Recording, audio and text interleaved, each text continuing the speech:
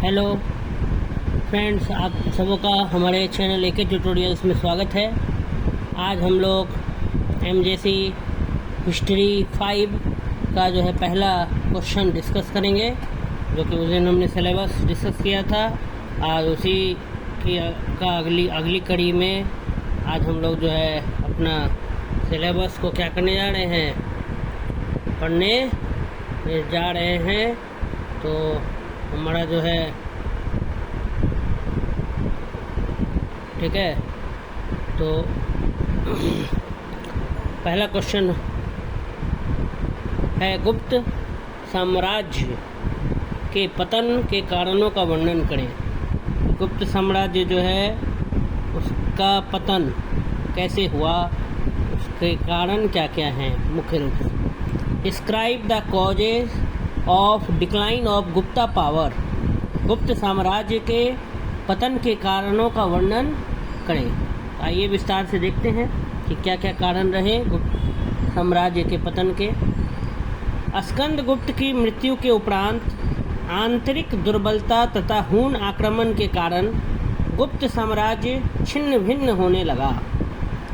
स्कंदगुप्त जो कि एक राजा था, गुप्त साम्राज्य के राजा थे, तो जब वो मर गए, उनकी मृत्यु हो गई, तो उसके बाद आंतरिक दुर्बलता आ गई, इंटरनल वीकनेस आ गया गुप्ता डायनेस्टी में, तथा हूण आक्रमण के कारण, और हूण ने जो है गुप्ता साम्राज्य पर आक्रमण कर दिया।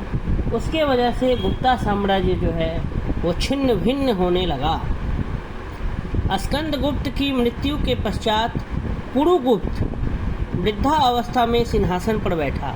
जब स्कंदगुप्त की मृत्यु हो गई तो उसके बाद पुरुगुप्त जो थे बूढ़ी अवस्था में, जब वो बूढ़ा हो गए थे, तब उस अवस्था में सिंहासन पर बैठे। स्कंदगुप्त की मृत्यु के बाद सिंहासन पर कौन बैठे, तो पुरुगुप्त। लेकिन वो बूढ़े हो चुके थे, उनकी अवस्था वृद्ध वाली हो गई थी, वृद्धा अवस्था में, मतलब जब वो बूढ़े हो गए थे तब वो राज सिंहासन पर बैठे।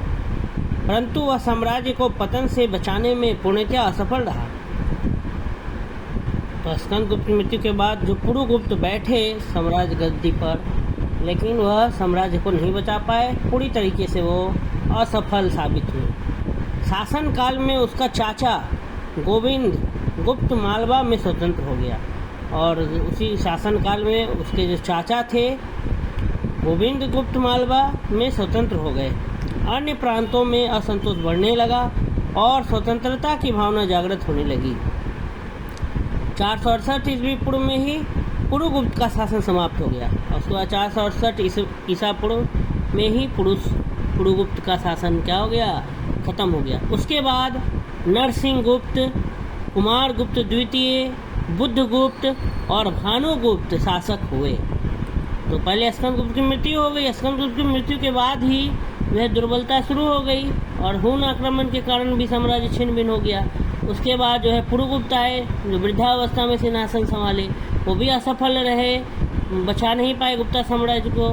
फिर उनके एक चाचा थे गोविंद गुप्त मालवा में चले गए। ऐसे करके फिर बहुत सारे प्रांतों में स्वतंत्रता की भावना जागृत होने लगी। बाद में पुरुगुप्त जो है उसका भी शासन समाप्त हो गया 468 ईस्वी पूर्व में। उसके बाद नरसिंहगुप्त आए, कुमारगुप्त द्वितीय आए, बुद्धगुप्त आए, भानुगुप्त आए। उनके शासनकाल में हुनों का आक्रमण निरंतर होते रहा। तो ये सब जो राजकुमार सब जो आए, तो उनके शासनकाल में लगातार आक्रमण होते रहे। इस प्रकार हुनों के आक्रमणों, सामंत राजाओं तथा शासकों की महत्वाकांक्षाएं तथा कुचक्रों ने गुप्त साम्राज्य को अत्यंत जर्जर और निर्बल बना दिया।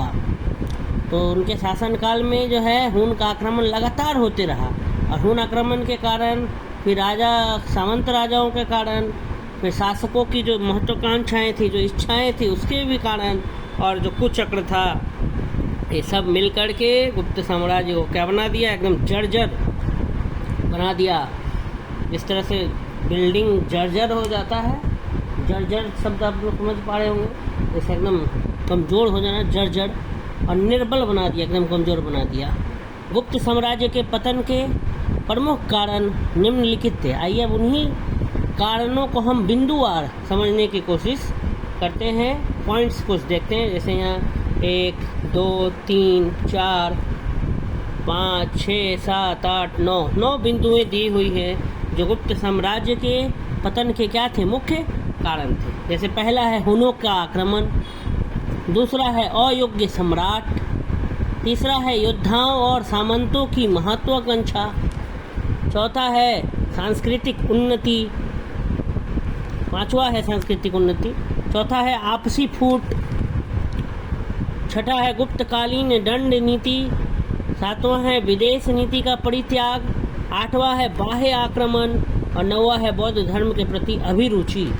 तो ये कुछ 9 बिंदुएं हैं जो मुख्य कारण बने गुप्त साम्राज्य के पतन के। तो बारी बारी से आइए इन 9 कारणों को हम समझते हैं। पहला है हुनों के आक्रमण। कुमारगुप्त प्रथम के समय में पुष्यमित्रों और हुनों से गुप्त साम्राज्य को बड़ा ही संकट पैदा हो गया। स्कंदगुप्त ने उन्हें हराकर साम्राज्य की रक्षा की, परंतु लगभग 50 वर्ष बाद फिर हुनों ने भारत पर आक्रमण किया और भारत के अनेक भागों पर अधिकार कर लिया। इस प्रकार हुनों के आक्रमण गुप्त साम्राज्य को शक्तिहीन बनाने में सहायक हुए और गुप्त साम्राज्य पतोन्मुख हो गया। कहने का मतलब यह है कि कुमारगुप्त प्रथम के समय में पुष्यमित्रों और हुनों से गुप्त साम्राज्य को बहुत ही बड़ा संकट पैदा हो गया। स्कंदगुप्त ने उन्हें हराकर साम्राज्य की रक्षा की। स्कंदगुप्त ने तो हरा दिया पुष्यमित्र और हुनों को, परंतु फिर 50 साल बाद हुनों ने फिर भारत पर आक्रमण किया और भारत के अनेक भागों पर अधिकार कर लिया।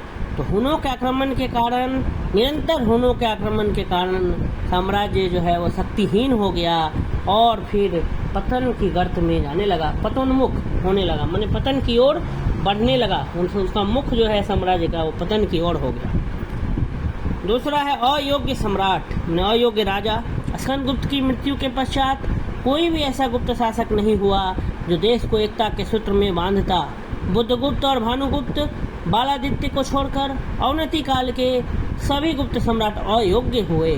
उनमें क्रियाशीलता का अभाव था, फलतः केंद्रीय शासन शिथिल हो गया और गुप्त साम्राज्य बालू की भीत की भांति धाराशायी हो गया। लिखा है कि स्कंदगुप्त जब मर गए, उनकी मृत्यु के बाद कोई भी ऐसा गुप्त शासक नहीं हुआ जो देश को एकता के सूत्र में क्या करता, बांधता। बुद्धगुप्त और भानुगुप्त थोड़े अच्छे शासक थे, परंतु और उन दोनों को अगर छोड़ दिया जाए तो उसके अलावा सभी गुप्त सम्राट अयोग्य हुए, सभी अक्रियाशील पाए गए, इनएक्टिव पाए गए। और जो है जिस देश का राजा इनएक्टिव होगा तो वो साम्राज्य कैसे बचेगा। इस वजह से जो है क्रियाशीलता का अभाव पाया गया उन राजाओं में, जिसके कारण पूरा शासन व्यवस्था शिथिल हो गया, एकदम सुस्त पड़ गया, सुप्त अवस्था में चला गया और गुप्त साम्राज्य जो है बालू के घर की भांति, बालू के दीवार की भांति जो है एकदम धाराशायी हो गया, गिर गया। ये दूसरा कारण था अयोग्य सम्राट। राजा जो थे, सम्राट माने राजा होता है, तो जो अयोग्य एम्पायर, जिसको बादशाह भी बोल सकते हैं, तो अयोग्य सम्राट के कारण भी गुप्ता वंश का पतन हुआ।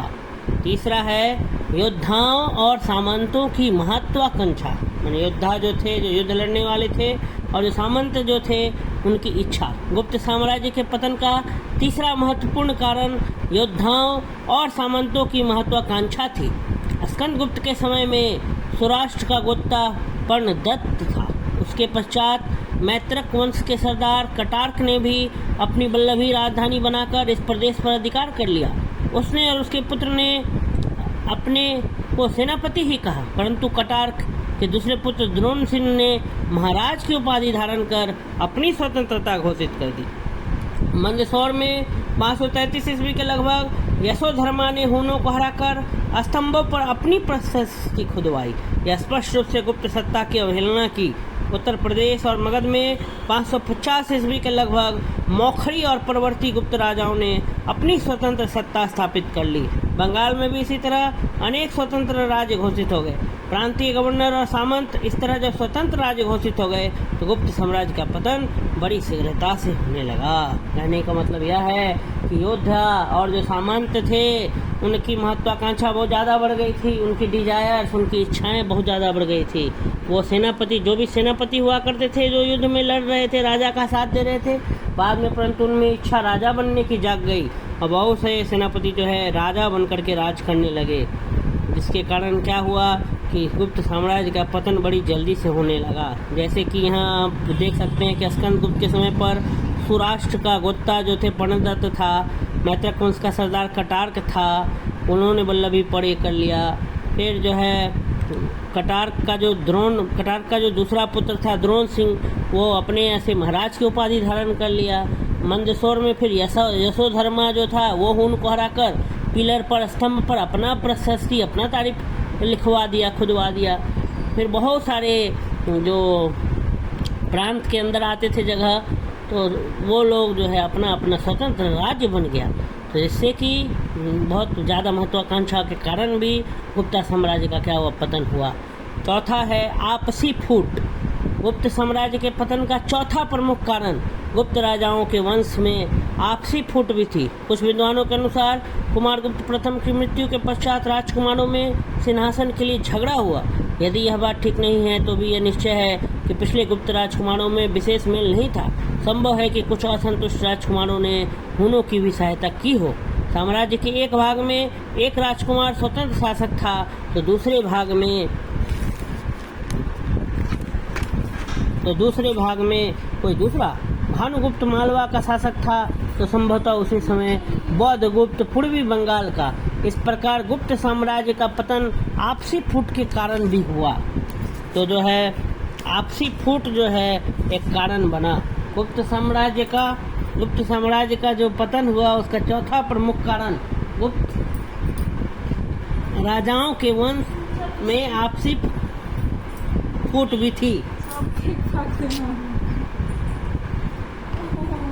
तो आप देख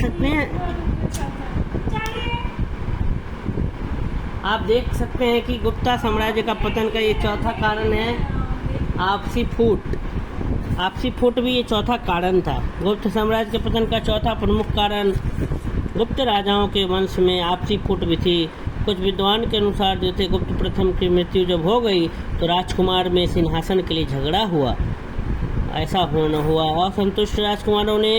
कुछ असंतुष्ट राजकुमार जो थे वो हुन का सहायता करने लगे। तो इस वजह से जो है क्या हुआ, गुप्त साम्राज्य का पतन हुआ। पांचवा जो है मुख्य कारण है वो है सांस्कृतिक उन्नति। कुछ विद्वान के अनुसार गुप्त का काल हो गई।